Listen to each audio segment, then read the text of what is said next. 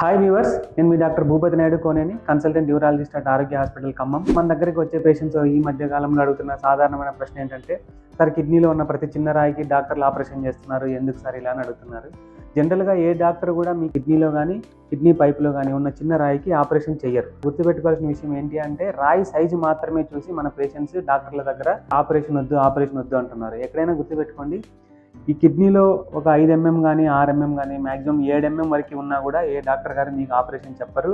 ఒకవేళ మీరు ఏదైనా స్పెషల్ సిచ్యువేషన్లో ఫ్లైట్లో జర్నీ చేస్తున్నారో అలా ఉన్నప్పుడు మాత్రమే ఇక్కడ ఒకవేళ 5 mm కానీ 6 mm కానీ ఉన్న ఆపరేషన్ చేస్తారు. కిడ్నీ నుంచి మూత్రసంచి కల్పించే పైప్ అంటాం, యురేటర్ అంటాం.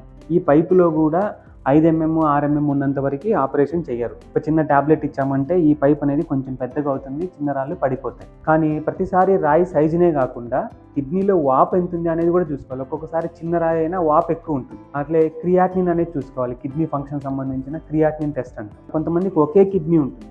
ఒకే కిడ్నీ ఉన్నవాళ్ళు, క్రియాటినిన్ ఎక్కువగా ఉన్నవాళ్ళు, కిడ్నీలో వాపు ఎక్కువగా ఉన్నవాళ్ళు సైజు తక్కువైనా కానీ ఆపరేషన్ చేసుకోవాలి. అంతేగాని ప్రతి రాయికి ఆపరేషన్ చేస్తారు అనే అపోహలో నుంచి వదిలేయండి.